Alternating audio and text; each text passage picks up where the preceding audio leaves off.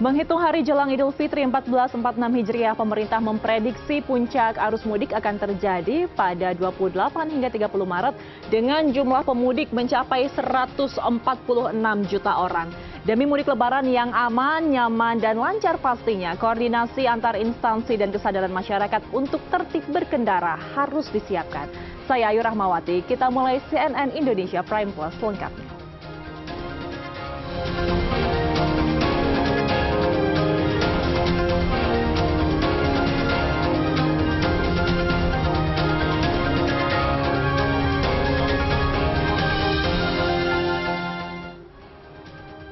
Stasiun Pasar Senen ramai dipadati para pemudik sejak Rabu pagi. Data dari PT KAI Daob 1 pada 26 Maret, semua tiket kereta sudah habis terjual.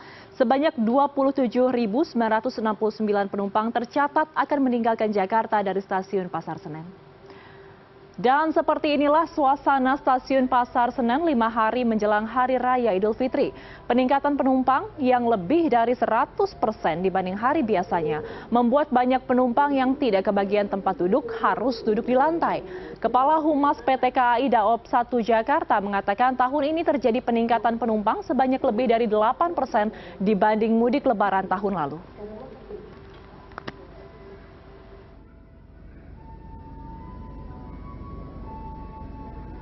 Stasiun Pasar Senen Jakarta menjadi salah satu stasiun tersibuk dalam mudik lebaran tahun ini. Dan untuk mengetahui kondisi terkini di sana sudah ada rekan kami Nindya Yuwono. Nindya, selamat malam. Nindya, kalau saya lihat cukup ramai di belakang Anda. Pantauan Anda sejak tadi seperti apa? Apakah memang peningkatan pemudik sudah signifikan saat ini?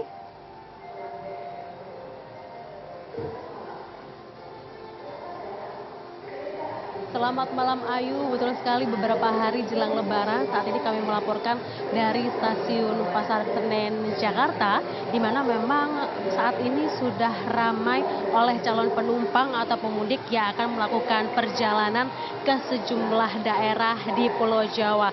Ayu, kalau kita berbicara mengenai ritme keramaian, memang untuk saat ini di jam 7 malam kami melaporkan saat ini dibandingkan siang atau sore hari ini memang cukup landai begitu Ayu. Meskipun demikian di belakang saya ini bisa dilihat masih ada keramaian karena memang untuk di malam hari ini masih akan ada keberangkatan baik dari jam 7 malam kemudian jam 9 malam hingga nanti di jam 11 malam ini masih akan ada kereta api jarak jauh yang beroperasi dari stasiun Pasar Senen Jakarta. Kemudian Ayu, kalau kita berbicara mengenai data penumpang dari Humas Daob 1 Jakarta untuk per hari ini memang untuk di stasiun Pasar Senen sendiri tingkat okupansinya ini sudah mencapai 103%. Ini artinya semua tiket untuk perjalanan kereta api jarak jauh di stasiun Pasar Senen ini sudah habis terjual dengan tempat duduk ini lebih dari 27.000 tempat duduk ini sudah terisi penuh begitu Ayu. Ayu, sebenarnya kalau bisa dihimbau begitu bagi calon penumpang atau pemudik ini agar tidak memenuhi ruang tunggu karena memang untuk yang paling ramai selain ruang tunggu tempat duduk begitu ya Ayu, ini memang tempat kami melaporkan saat ini ada self check-in atau print boarding pass begitu, ini memang cukup mengular ketika ada beberapa kereta api yang akan berangkat. Namun bisa dikatakan bagi masyarakat atau calon penumpang ini bisa melihat lagi untuk jam keberangkatan karena memang untuk print tiket atau cetak tiket ini bisa 1 sampai 2 jam sebelum keberangkatan. Jadi diharapkan masyarakat juga bisa melihat lagi jam keberangkatan agar nanti di tempat kami melaporkan saat ini tidak begitu mengular antriannya untuk cetak tiket begitu Ayu. Ayu, kalau kita berbicara mengenai puncak arus mudik yang ada di stasiun Pasar Senen, ini informasinya untuk besok ini kan sudah mulai cuti bersama begitu ya Ayu. Maka demikian ada prediksi untuk besok ini masih akan ada lonjakan penumpang untuk di pagi kemudian malam hari dan memang untuk prediksinya ini ada sekitar 29 sampai 30 ribu orang atau penumpang yang ada di stasiun Pasar Senen untuk melakukan perjalanan ke sejumlah wilayah yang ada di Pulau Jawa. Ayu, kalau kita berbicara mengenai tujuan favorit yang ada di Pasar Senen ini calon penumpang atau pemudik ini tujuannya masih ke Surabaya kemudian Semarang, Malang, kemudian Madiun, dan juga Yogyakarta. Demikian Ayu yang bisa kami laporkan dari Stasiun Pasar Senen Jakarta. Kembali ke Anda. Terima kasih banyak atas laporan Anda, Nindya Yuwono melaporkan langsung dari Stasiun Pasar Senen Jakarta. Puncak arus mudik diprediksi akan terjadi pada 28 Maret mendatang. Masyarakat diimbau untuk mewaspadai penumpukan kendaraan di berbagai jalur utama. Lalu bagaimana antisipasi pemerintah menjelang puncak arus mudik Lebaran tahun ini? Kita akan berbincang bersama Ahmad Yani, PLT Direktur Jenderal Perhubungan Darat. Selamat malam Pak Ahmad, terima kasih banyak atas waktunya. Selamat malam Mbak Ayu. Baik, Alhamdulillah sehat, tetap sehat. Alhamdulillah sehat selalu Pak, karena pastinya ini kita akan sangat intensif pengamanannya dan juga antisipasinya di menjelang arus puncak mudik ya. Tapi Pak, pertanyaannya adalah dengan proyeksi tahun ini ada 146 juta pemudik. Nah, berdasarkan data Anda per hari ini pergerakan arus mudiknya sudah berapa banyak Pak? Ya, terima kasih Mbak Ayu. Berdasarkan data-data yang ada baik di jalan tol maupun ke arah Sumatera di pelabuhan, kita sudah dapat datanya kurang lebih 30% yang sudah melakukan perjalanan mudik. Ya, jadi saat ini 30% sudah sampai dengan dari H-10 sampai dengan sekarang itu sudah 30%. Nah, tinggal 70%-nya yang harus kita manage dengan baik, sehingga harapan kita masih bisa tersebar di antara mulai dari hari ini sampai dengan nanti sebelum Lebaran tanggal 30. Sehingga lonjakan arus lalu lintas itu bisa kita hindari di satu titik, gitu Mbak. Berarti untuk peningkatan kendaraan hingga hari ini belum ada titik-titik yang terlalu signifikan Pak? Ya, kalau peningkatannya sudah ada di beberapa titik, ada meningkat sampai misalnya di Merak, di pintu tol Merak ada peningkatan sampai dengan di atas 100%, tetapi masih di bawah dengan tahun lalu begitu. Ini kita perlu antisipasi, apalagi tadi kita mulai melihat sore tadi pesepeda motor yang ke arah Merak itu sudah mulai banyak. Nah, mungkin setelah dapat THR besok, alhamdulillah mereka bisa kita tangani lagi di Merak, dan alhamdulillah untuk pergerakan sepeda motor yang ke arah Lampung nanti kita akan bagi mereka di pelabuhan Ciwandan, dan kami sudah persiapkan dengan matang dengan tenda-tenda, kemudian dengan fasilitas-fasilitas kesehatan juga yang ada di sana sudah kita persiapkan dengan baik. Oke, baik Pak Ahmad, saya mengutip pernyataan dari Kapolri yang tadi ya, bahwa rekayasa lalu lintas ini akan dilakukan secara situasional. Kalau di bawah 7.000 maka akan kontraflow, tapi kalau di atas 8.000 maka akan dilakukan one way. Nah, nanti skema detailnya akan seperti apa Pak? Saya kira memang untuk rekayasa lalu lintas terutama di jalan tol itu adalah kewenangan teman-teman di kepolisian yang menentukan, karena beliau sudah menyiapkan cara bertindak yang biasa dilakukan. Sehingga kita tahu bahwa nanti kapan waktunya itu akan dilakukan tergantung dari arus lalu lintasnya, apakah sudah memenuhi persyaratan seperti cara bertindak yang sudah ditetapkan. Kalau di atas 5.000 misalnya akan satu lajur dengan kontraflow, lebih dari 8.000 maka akan dilakukan one way. Tetapi itu memang sangat situasional. Nah, oleh sebab itu saya kira teman-teman kepolisian sudah paham, sudah sangat tahu sekali apa rekayasa yang harus dilakukan. Tapi yang paling penting adalah bagaimana mengingatkan masyarakat bahwa jangan, pastikan perjalanan yang akan dilakukan dipersiapkan dengan baik. Itu. Oke, baik Pak Ahmad. Jadi selain mengenai rekayasa lalu lintas, tadi siang kan sempat ada rapat koordinasi ya. Nah, apa saja sebenarnya yang dibahas dalam rapat tersebut, Pak? Ya, yang dibahas tersebut adalah menjelang hari puncak Lebaran yang diprediksi pada tanggal 28 nanti. diprediksi dan cara-cara bertindak yang akan dilakukan oleh masing-masing Polda untuk mempersiapkan diri, yaitu tadi ada presentasi dari Polda Banten dan Polda Lampung untuk mempersiapkan diri menjelang hari puncak, termasuk juga beberapa tempat lain ya untuk mempersiapkan diri langkah-langkah dan CB-CB yang sudah ditetapkan. Terus juga mengantisipasi nantinya lonjakan-lonjakan penumpang atau pemudik yang juga akan melakukan wisata di daerah-daerah kawasan pariwisata. Itu Mbak. Oke, kita berharap semoga semuanya lancar ya Pak ya, sampai arus balik nanti tidak ada kendala, semua pemudik bisa sampai ke kampung halaman dan kembali ke perantauan dengan aman dan juga nyaman. Terima kasih telah bergabung bersama kami, Amin. Pak Ahmad Yani, PLT Direktur Jenderal Perhubungan Darat. Selamat malam Pak, sehat selalu. Makasih Mbak Ayu. Makasih.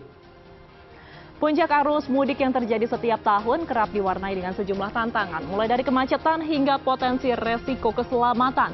Tentunya dibutuhkan sinergi dan koordinasi antara pemerintah, transportasi, dan masyarakat untuk memastikan perjalanan mudik tahun ini berjalan dengan lancar dan aman. Usai jeda kami akan hadirkan pembahasannya, tetap bersama kami di Prime News.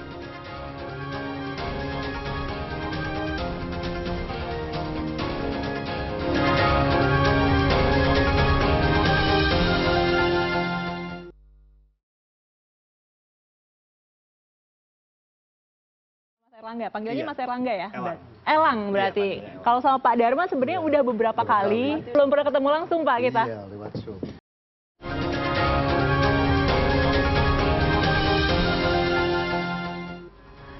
Sederet persiapan telah dilakukan jelang puncak arus mudik Lebaran 2025. Persiapan dilakukan mulai dari skema arus mudik, antisipasi penumpukan pemudik hingga aspek penunjang lainnya. Dan untuk mengetahui lebih mendetail mengenai penanggulangan pergerakan masyarakat saat kembali ke kampung halaman, sudah bergabung bersama kami malam hari ini di studio ada Mbak Ana Purba, Vice President Corporate Secretary KAI Komuter. Selamat malam Mbak Ana, apa kabar? Baik, luar biasa. Luar biasa, di tengah kesibukannya sehat selalu ya Mbak? Sehat. Harus sehat selalu. Dan untuk narasumber kita yang kedua ada Erlangga Aikukula Renggana, SVP Corporate Strategy and Business Development in Journey. Mas Elang, selamat malam, apa kabar? Selamat malam Mbak Ayu, baik. Baik Thank you, ya. udah diundang. Di tengah kesibukannya bagaimana sekarang minggu-minggu ini? Sedang Wah, hektik sibuk, sekali. hektik sekali. Oke, dan untuk narasumber kita yang ketiga adalah Pak Darmaning Tias, Ketua Institusi Studi Transportasi atau Instran. Pak Darma, apa kabar? Selamat malam. Alhamdulillah sehat-sehat. Selamat malam juga. Selamat malam. Ada rencana mudik Pak tahun ini?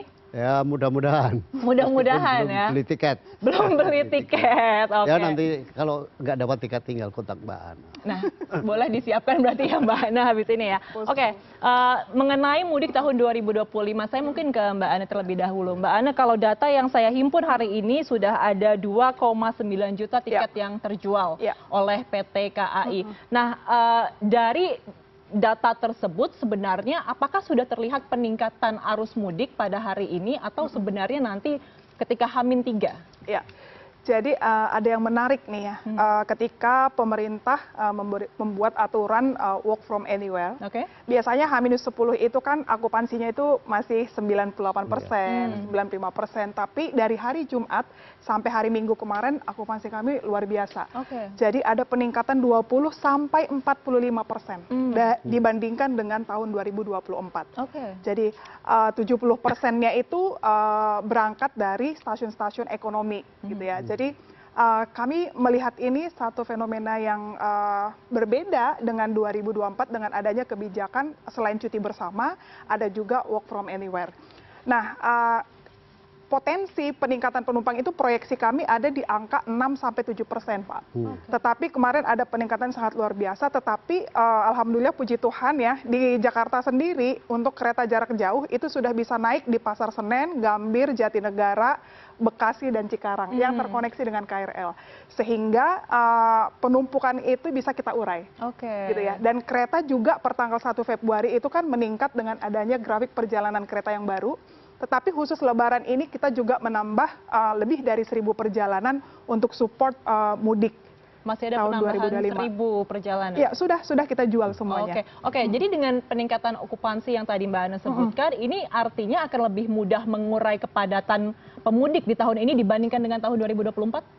Sebenarnya tantangannya beda ya, karena sebenarnya sebelum kita Lebaran tanggal 1 Februari perjalanan kereta itu sudah naik drastis, gitu karena kita ada pengembangan prasarana oleh Kementerian Perhubungan, pemerintah, kemudian kita menerjemahkan itu dengan menambah beberapa perjalanan. Regulernya aja sudah tambah, apalagi ditambah lagi dengan Lebarannya. Jadi kita proyeksikan memang selalu ada peningkatan setiap tahun untuk penumpang naik kereta api gitu.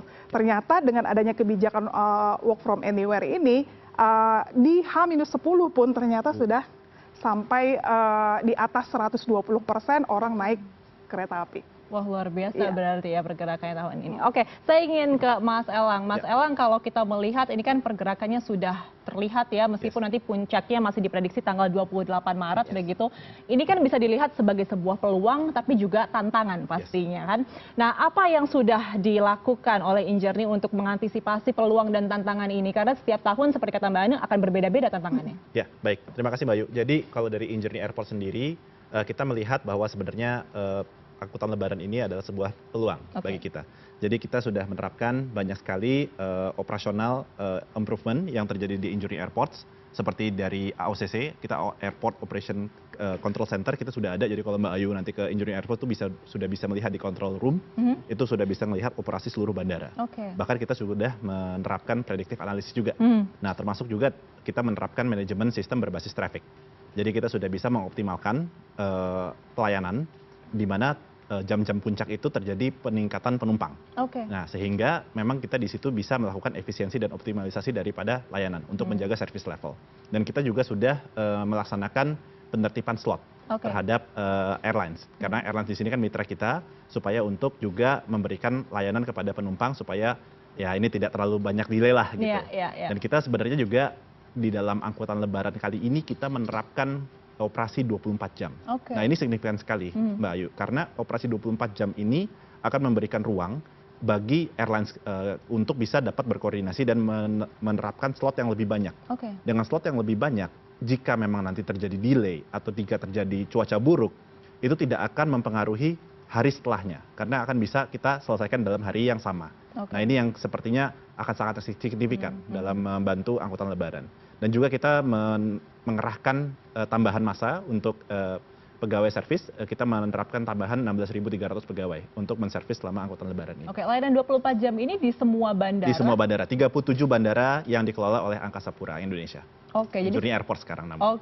Injourney Airport ini jadi sudah 24 jam beroperasi ya, tidak perlu khawatir lagi kalau ada kendala cuaca atau delay yang terjadi di bandara. Saya ingin ke Pak Dharma. Pak Dharma, kalau Anda melihat di tahun ini kan sebenarnya ada usaha pemerintah untuk membuat mudik ini lebih awal ya terjadinya dengan kebijakan WFA dan lain sebagainya. Bagaimana Anda melihat kesiapan dari pemerintah itu sendiri tahun ini?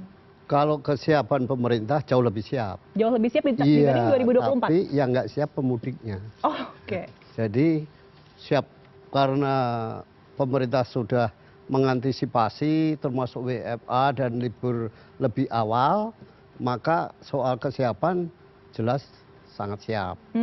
Tapi karena pemudiknya banyak yang kena PHK segala itu, maka pemudiknya yang nggak siap. Sehingga sebetulnya yang terjadi adalah kapasitas yang tersedia itu akan jauh lebih banyak dibandingkan demand-nya. Kereta api agak berbeda karena kereta api itu sejak 10 tahun terakhir kan memang selalu menjadi transportasi andalan saat, bukan hanya saat mudik lebaran ya, tetapi saat libur-libur panjang. Sehingga yang disampaikan Mbak Ana itu tadi benar, sejak -10 itu sudah penuh ya. Dan untuk kereta api memang nggak ada istilahnya puncak, karena jumlah penumpang itu sudah sesuai dengan seat yang tersedia. Sehingga meskipun hari H-1, H-2, H-10 tetap sama. Tetapi yang kita apresiasi adalah H-10 itu sudah mulai banyak. Nah, yang agak longgar adalah soal bis. angkutan umum. Ini agak berkurang karena ya mungkin faktor ekonomi. Karena sebetulnya kan masing-masing ini punya kelas nih.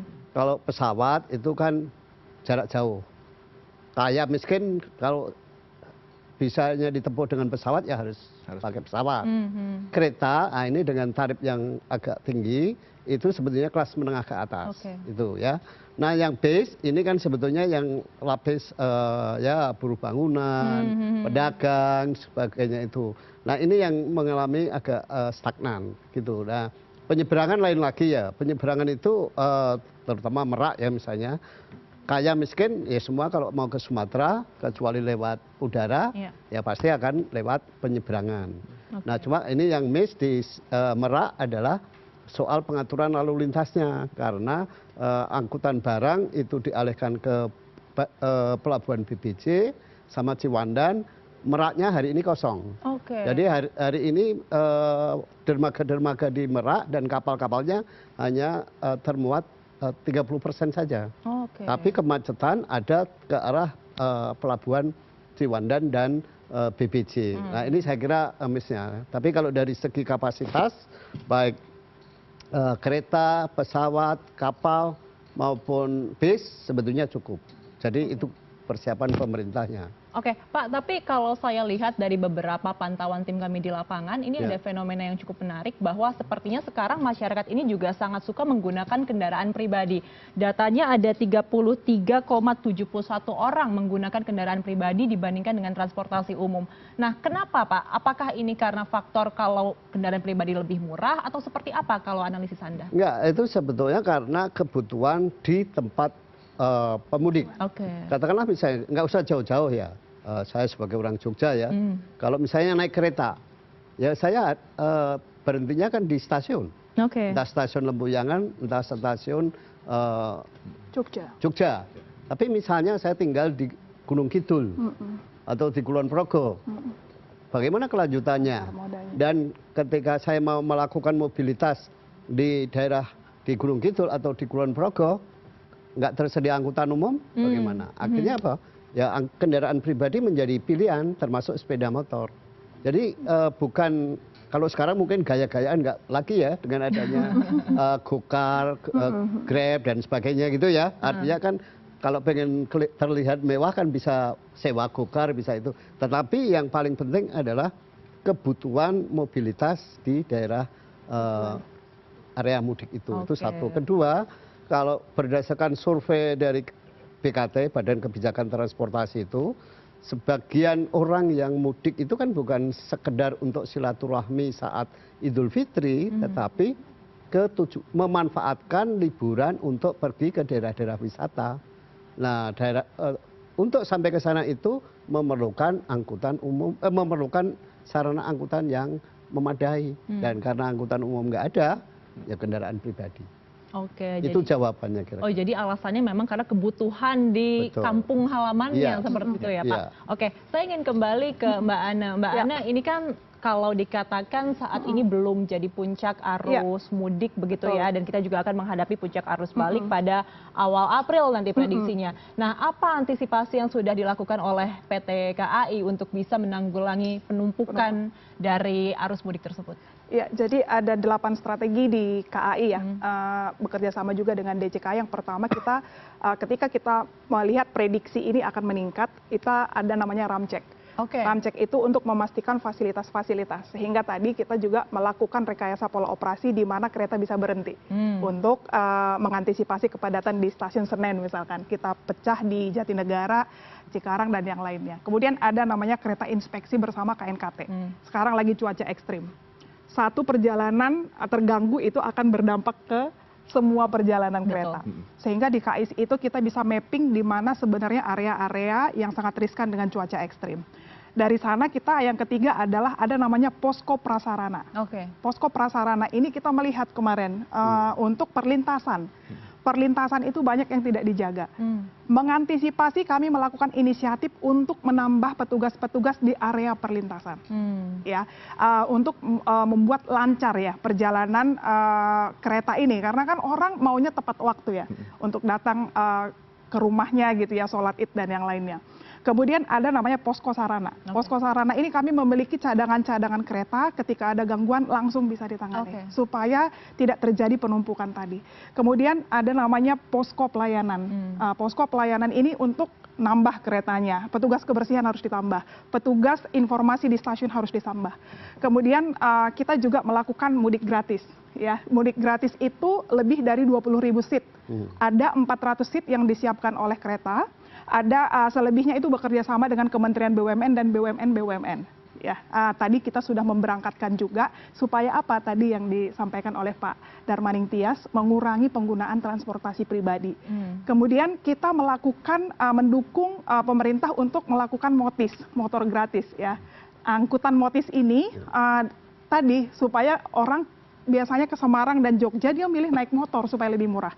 Ini diberikan gratis untuk angkut motornya, gratis juga untuk orangnya, gitu ya.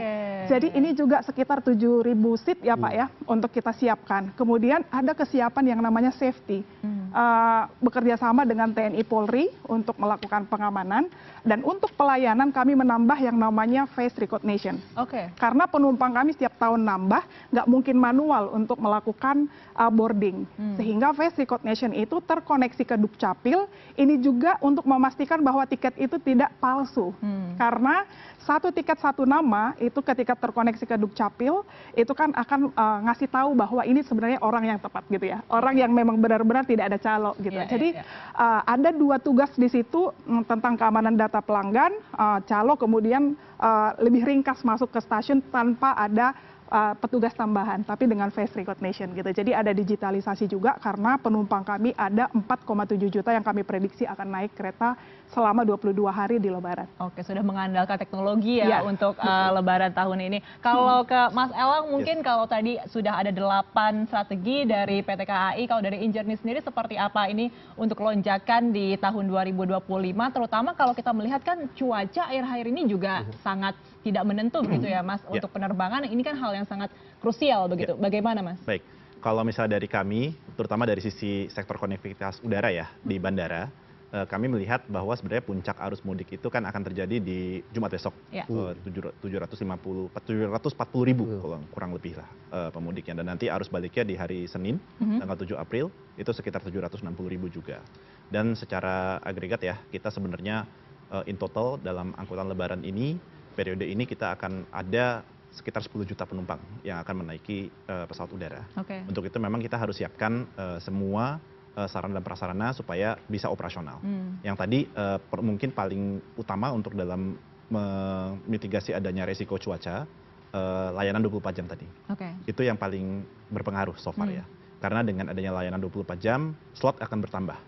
Slot akan bertambah, kita akan bisa memfasilitasi airlines untuk bisa mengangkut penumpang lebih panjang. Nah, sehingga ini tidak akan mempengaruhi penerbangan yang akan terjadi di hari selanjutnya. Mungkin di situ kalau untuk mitigasi cuaca.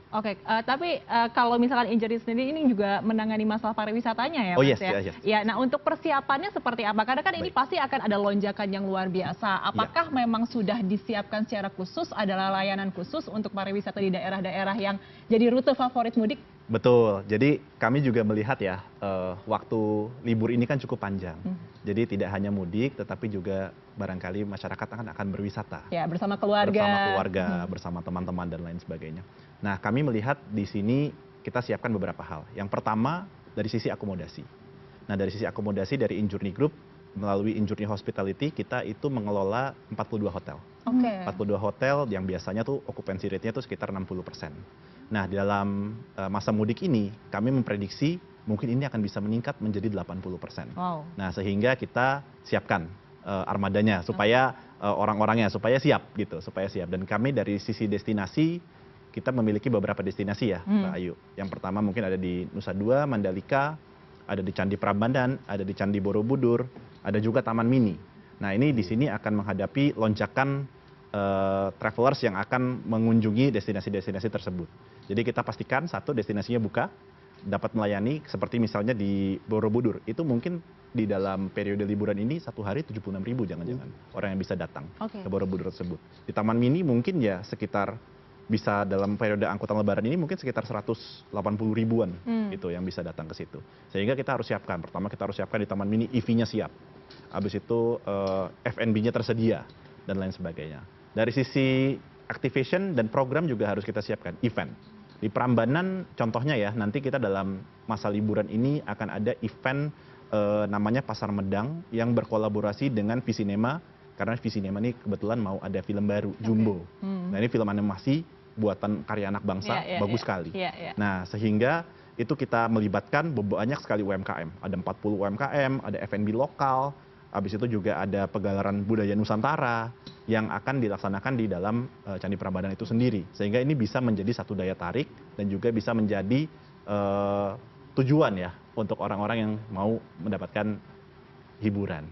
Oke, Seperti itu, jadi sebenarnya sudah sangat disiapkan tidak hanya untuk nanti sampai ke kampung halaman, tapi juga ternyata di daerah-daerah wisatanya nanti sudah banyak yang bisa dinikmati. Oke, mungkin saya ke Pak Dharma. Pak Dharma, ini kan dari Injernie sudah sangat menyiapkan, dari PT KAI sudah sangat menyiapkan, tapi kalau saya lihat data dari Kemenhub bahwa untuk pemudik tahun ini itu justru ada penurunan.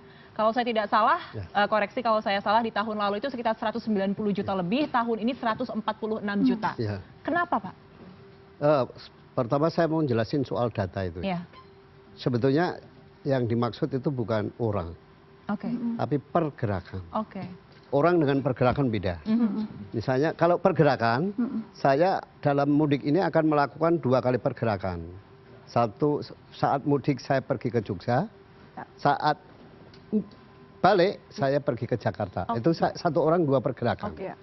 Kenapa saya harus perlu menjelaskan ini? Karena kalau 146 itu berarti seluruh warga kota mudik. Nah, jadi itu yang kelihatan tertangkap oleh pengambil kebijakan. Dan itu yang disosialisasikan adalah 146 juta pada pergerakan. Clear ya? Jadi itu pergerakan. Kedua soal mengapa terjadi penurunan. Sebetulnya saya sudah mau pergerakan. Artinya pada saat bulan Februari lalu di suatu acara dengan teman-teman operator kapal, saya bilang tahun ini akan terjadi penurunan. Kenapa? Karena ekonomi, kedua soal cuaca yang ekstrim. Bagi generasi keluarga muda yang masih punya cicilan rumah, cicilan kendaraan, terutama ASN ya, dia akan tidak mudik. Kenapa? Karena Januari sampai Maret ini mereka nggak dapat tambahan apa-apa. Baik dari kegiatan perjalanan dinas dan sebagainya. Yang sebetulnya itu merupakan bisa di-saving untuk mudik. Tapi kan tidak dapat. Jadi mereka memilih tidak mudik. Yang cuaca ekstrim itu akan sangat berpengaruh kepada generasi lansia di atas 60 tahun. Generasi yang 60 ke atas akan berpikir dengan cuaca ekstrim ini. Nah, karena itulah sebetulnya ada 2 alasan itu yang menyebabkan kenapa mudik tahun ini turun. Pada saat Nataru kemarin kan turun jauh ya. Orang bilang bahwa mereka mengerem untuk pulang karena nanti sebentar lagi Lebaran. Tapi ternyata begitu masuk tahun baru ada efisiensi. Nah, karena ada efisiensi, ya ekonomi sangat berpengaruh. Nah, dengan sendirinya akan berpengaruh terhadap arus mudiknya. Kira-kira seperti itu. Jadi 2 faktor utama yang menyebabkan penurunan pergerakan di mudik tahun 2020. Itu makanya sebetulnya saya selalu bilang pemerintah akan jauh lebih siap, tapi yang nggak siap pemudiknya. Yang tidak siap pemudiknya. Nah, ini yang harus disiapkan juga adalah sebenarnya menyiapkan tiket. Kalau saya yang perempuan kan suka banget yang namanya diskon ya. Diskon-diskon tiket nih seperti apa nanti mungkin bisa dijelaskan ya. Tapi setelah jeda pemirsa jangan kemana-mana, tetap bersama kami di Prime Plus.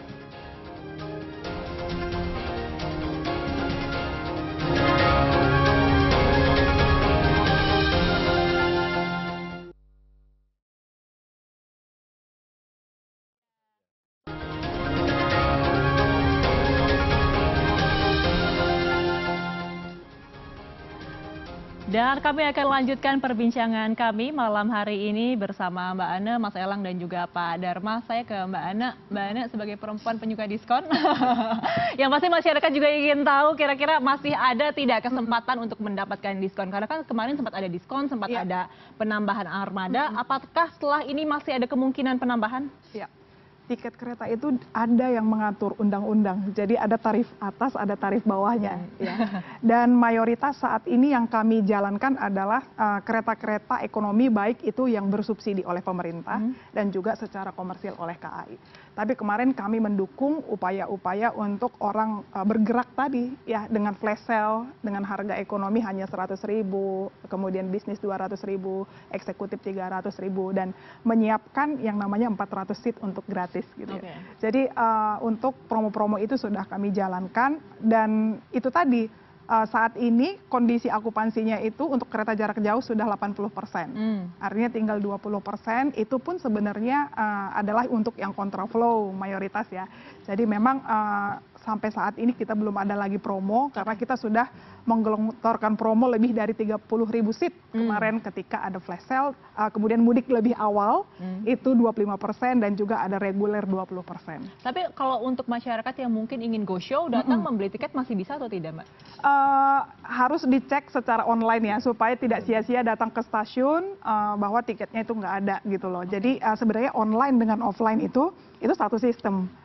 Gitu ya. Jadi kalaupun misalkan ada itu orang batalin the last time itu kan maksimalnya itu kan ada ya Pak ya 1 jam sebelum gitu. Jadi online dan offline itu sama datanya. Tapi kemarin kita melihat hari Jumat, Sabtu, Minggu lalu, kenapa mereka masih mendapatkan tiket di stasiun karena ada kebijakan work from anywhere. Karena memang sebelumnya itu mereka sudah teredukasi H-10 itu memang masih ada tiket ya Pak ya. Nah, kita juga selalu menginformasikan lewat sosial media untuk mudik lebih awal gitu. Jadi kita akan kasih tahu hari-hari apa saja yang saat ini masih ready gitu. Tapi untuk informasi semuanya, kereta ekonomi mau lebaran atau tidak lebaran itu selalu full. Jadi tidak disarankan untuk go show ya sebenarnya? Iya, benar. Jadi tetap harus online. Saya ingin ke Mas Elang. Mas Elang, kalau tiket pesawat sih sepertinya kalau kita lihat di sosial media sangat ramai diperbincangkan karena harganya luar biasa melonjak dan selalu memang terjadi setiap tahunnya. Nah, kebijakannya nanti seperti apa kira-kira dari Injarni? Apakah bisa ada informasi mengenai penambahan mungkin armada atau misalkan ada mungkin diskon yang bisa diberikan kepada tiket pesawat? Baik, kalau dari Injourney ya sebenarnya kalau armada itu kan nanti di airlines. Tapi kalau dari Injourney sih sebenarnya kami paham aim-nya pemerintah dalam penurunan harga tiket. Jadi kan sebenarnya pemerintah ingin meningkatkan mobility. Dengan meningkatkan mobility sebenarnya itu adalah cara untuk pemerataan ekonomi. Dan juga menghidupkan ya ekonomi-ekonomi di daerah itu ya. Nah, kami mendukung penuh program tersebut. Dengan sebenarnya kita yang bisa bermain di komponen harga tiket itu di kami adalah passenger service charge. Yang ada dua ya, ada PJP 2U adalah charge yang kita kenakan kepada para penumpang dan juga PJP 4Bu. Itu adalah charge yang kita kenakan kepada airlines, yaitu parking fee dan landing fee. Nah, dalam periode 24 Maret sampai 7 April ini kami memberikan diskon 50% terhadap PSC tersebut. Sehingga harapannya akan terjadi volume yang lebih tinggi untuk orang bisa membeli tiket pesawat. Nah, dengan sebenarnya kita melihat ini juga sebagai peluang. Karena dengan volume yang tinggi yang datang ke bandara, ini adalah kesempatan bagi kami dan juga bagi para tenan-tenan yang ada di bandara untuk bisa melakukan penjualan. Ya, harapannya bisa belanja di bandara itu akan mendatangkan non-aero revenue lah buat kami. Kami sebutnya non-aero revenue. Nah, di situ mungkin bisa sedikit menyeimbangkan diskon yang bisa kita sampaikan. Berarti ini pola yang sama akan dilakukan ketika arus balik juga nantinya ya? Iya, karena arus balik sampai 7 April ya. Sampai 7 April nanti, berarti akan ada pemotongan 50% ya untuk service tax ya. Saya ingin ke Pak Dharma. Pak Dharma, kalau kita melihat sebenarnya di mudik tahun ini kan tantangannya seperti yang tadi kita telah bahas berbeda ya. Apa sih potensi yang bisa muncul dalam mudik tahun ini, potensi yang tidak kita harapkan, apa yang harus diantisipasi? Saya kalau setiap kali mudik menjelang Lebaran maupun Nataru itu selalu berpikir soal aspek keselamatan. Aspek keselamatan? Ya, karena apa? Untuk apa kita mudik kalau tidak selamat? Tahun lalu memang sudah terjadi penurunan dibandingkan kecelakaan yang terjadi pada mudik 2023. tetapi jumlahnya kan masih tetap tinggi, di atas 1.000 ya, itu saya kira masih tetap tinggi. Dan kalau kita lihat data Jasara Harja maupun Korlantas, kecelakaan itu terjadi dari segi waktu ya, itu antara pukul 10 sampai 9 sampai 10 dan jam 5 sampai jam 17. Nah, kenapa ini? Karena umumnya mereka mudik berangkatnya itu pasca sahur. Pasca sahur mereka berangkat, jam 9, 10 itu titik krusial, ngantuk. Lalu yang tertinggi sebetulnya jam 15 sampai 17. Nah, kenapa ini? Mereka ini sudah sampai di daerah. Sudah katakanlah sampai di Jogja, sampai di Jombang, sampai di gitu. Nah, pada saat itu jalan di daerah itu tidak semantap jalan nasional, tidak semantap jalan tol. Karena itulah mereka sudah lelah, jalannya jelek, dari akhirnya terjadi kecelakaan. Nah, ini yang saya kira harus kita ingatkan kepada pemerintah, terutama pemerintah daerah untuk waspada. Paling tidak itu menempatkan petugas-petugas perhubungan maupun kepolisian di titik-titik yang rawan kecelakaan. Itu satu. Yang kedua, bagi teman-teman pemudik yang menggunakan kendaraan pribadi, terutama kalau yang punya anak kecil ya, sebaiknya jangan berangkat malam. Kenapa? Saya kemarin mengalami sendiri dari Semarang pagi ke Jakarta. Oh bukan, dari Solo ke Semarang malam, di tengah jalan pecah ban. Untung kami berlima laki semua. Saya langsung berkomentar, bayangkan ini kalau pemudik hanya seorang bapak, 2 anak, pecah ban seperti ini.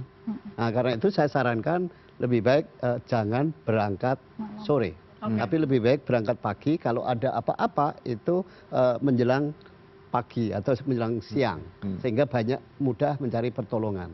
Itu yang saya kira harus kita perhatikan. Sama dengan misalnya yang ke Merak nyebrang ya, di situ kan banyak sekali, terutama yang pakai sepeda motor yang berangkat dari Ciwandan.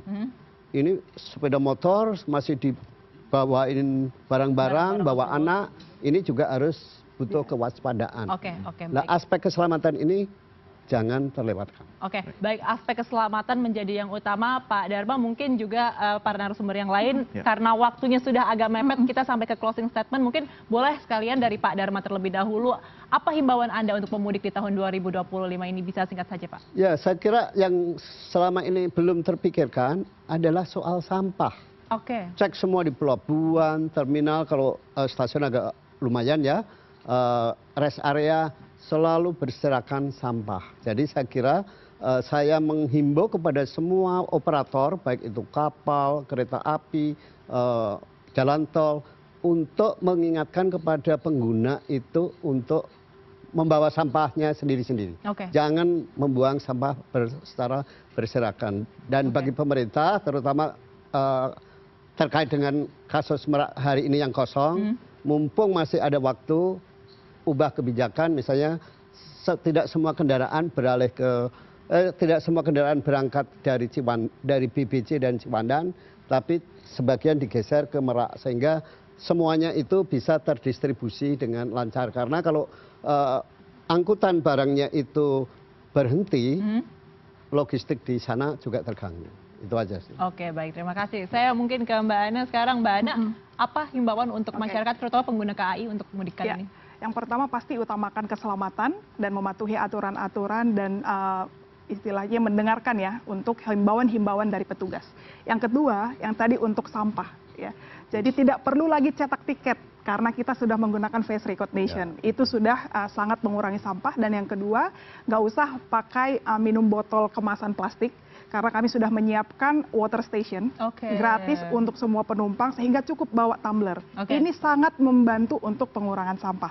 Kemudian yang ketiga, jangan buru-buru untuk sampai ke stasiun ya. Jadi pertimbangkan untuk waktu ya, waktu ada macet dan yang lainnya, dan juga gunakan transportasi publik gitu. Karena kami saat ini sudah terkoneksi dengan kereta jarak jauh dan kereta lokal dan KRL itu di stasiun Jatinegara, Bekasi dan Cikarang. Jadi orang Cikarang dan Bekasi tidak perlu ke Jakarta.